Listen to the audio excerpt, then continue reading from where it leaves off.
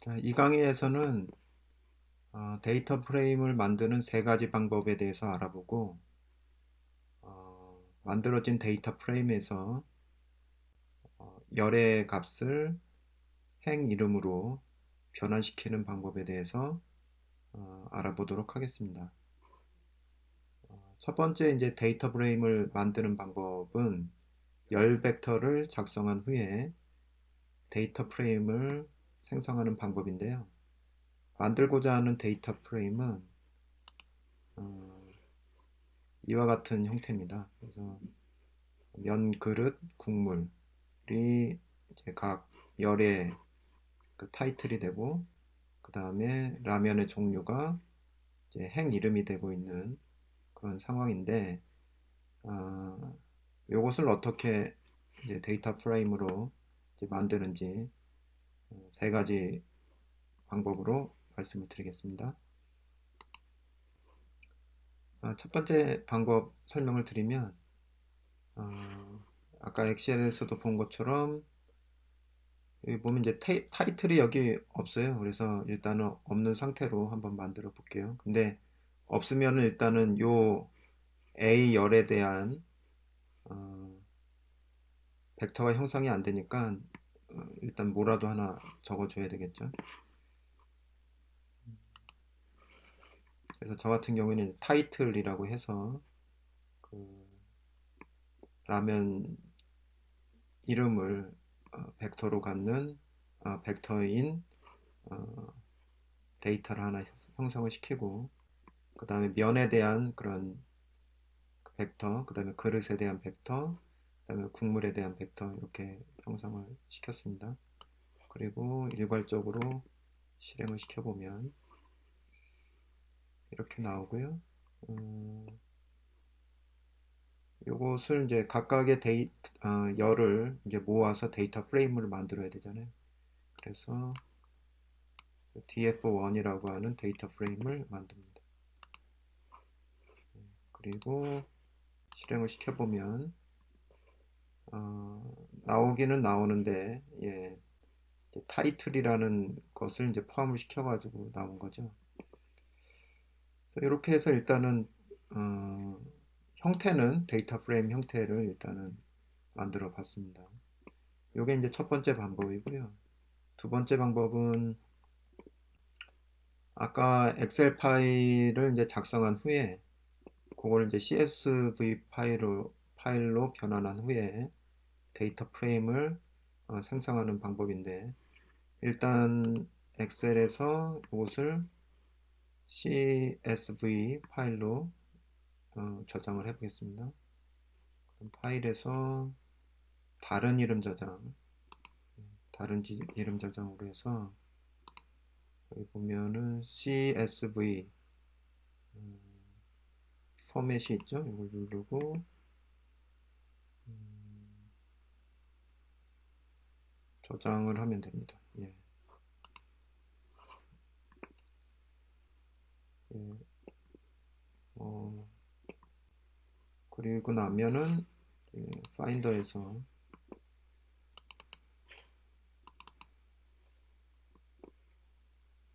여기 보면 데이터 CSV 이 파일이 저장이 되어 있는 걸 볼 수가 있고요. 그 다음에 RStudi오에서 보면은 이제 그것을 찾기 위해서 요 부분에 이제 추리 형태로 이제 나타나 있는 경우에는 쉽게 찾을 수가 있는데, 잘 안 찾아질 때는 맨 오른쪽에 이게 점 3개짜리 이걸 눌러 보시면 파일을 찾을 수 있는 파인더가 이제 나타납니다. 그래서 이제 프로젝트, 그러면은 여기 RStudi오에서도 이렇게 찾아지네요. 그럼 이제 여기서 CSV 파일을 바로 이렇게 눌러보면 그냥 보기를 할 수도 있고 임포트 할 수도 있는데, 임포트를 한번 눌러보겠습니다. 예, 이렇게 임포트를 하면 어떻게 생겼는지가 나오는데, 여기에 안 보이던 게 하나 X1이라는 게 나왔어요. 왜냐면은 요게 일단 이름이 안 정해지면은 이것을 임포트할 수 없기 때문에 자동적으로 x1이라는 그 이름을 여기다가 부여를 해준 거예요. 그 다음에 여기 name 있죠? name은 바꿀 수가 있습니다. 저 같은 경우에는 df라고 넣겠습니다. df1, df2 예, 이렇게 넣고 그 다음에 이제 요거를 이제 보면 요게 이제 스크립트잖아요. 스크립트인데 요거를 바로 해서 임포트를 해도 되는데 저 같은 경우에는 스크립트를 이제 집어넣어서 요걸 가지고선 실행을 해 보겠습니다. 카피하고 이제 캔슬. 어떻게 생겼는지 한번 볼게요.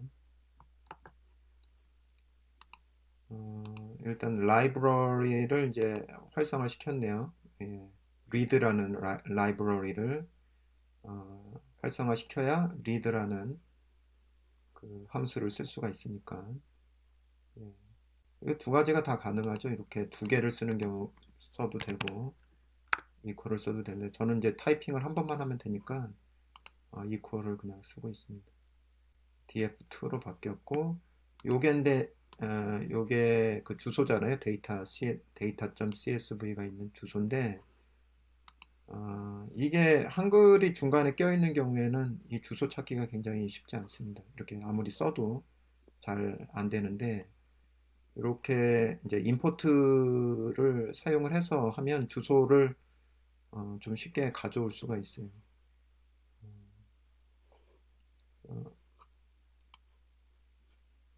자, 그럼 한번 실행을 해볼까요? 일단 두 개만 해서 오류가 안 나는지 런하고 예. 예, 요거는 이제 아까 이제 그게 x1을 이제 추가시켰다는 얘기고 여기서 이제 런을 해보면 이렇게 나오는 거죠. 이 뷰라는 것은 데이터를 볼 수 있게끔 만들어 주는 거예요.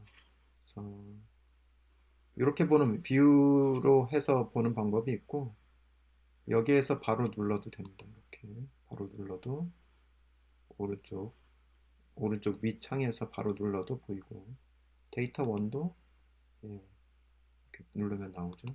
이렇게 보이고 저장이 잘 돼 있다는 거죠. 자, 세 번째 방법은 엑셀 파일을 그대로 읽어서 데이터 프레임을 생성하는 방법입니다. 이것을 위해서는 read excel이라는 그 패키지를 먼저 설치를 해줘야 되는데요. 예, 한번 설치해 보겠습니다. 예, 저는 이미 설치가 되어 있기 때문에 나오는 메시지입니다.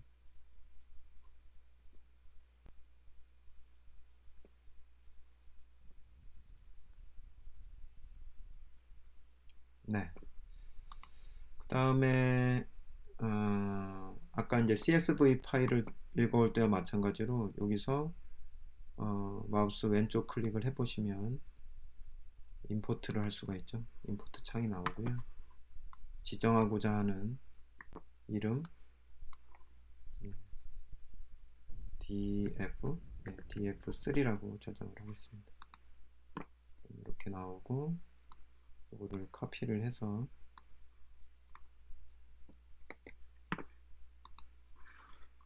여기다 이제 붙여서 실행을 해보겠습니다.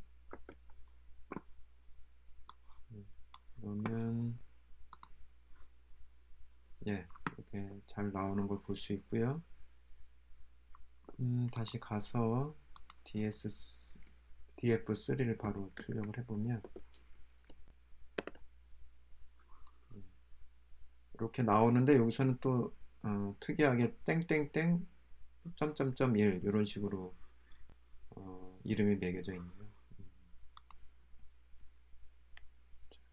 그래서 이렇게 해서 세 번째까지 했는데 첫 번째, 두 번째, 세 번째가 다 똑같은 최종적인 결과는 이제 똑같은데 바로 이제 라면 위에 붙어 있는 요 타이틀만 조금씩 이제 달라지는 거죠. 자, 이제는 열 값을 행이름으로 변환시켜 보겠습니다. 열 값을 행이름으로 변환시켜야 되는 이유 중에 하나는 좀 설명을 드리면 예를 들어서 df1이 어떻게 생겼냐면 이렇게 생겼죠. 예. 요거를 요약을 하는 것은 큰 문제가 없어요. 실행을 해보면 예, 요약이 이제 잘 되는 거죠. 근데 이제 주성분 분석을 하려고 prconf라는 함수를 쓰게 되면 문제가 생깁니다. 왜냐하면 이 데이터 프레임을 구성하는 그 값이 다 숫자여야만 이게 가능하다는 얘기예요.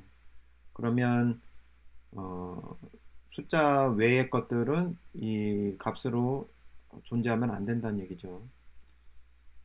그걸 하기 위해서 어떤 일을 해줘야 되냐면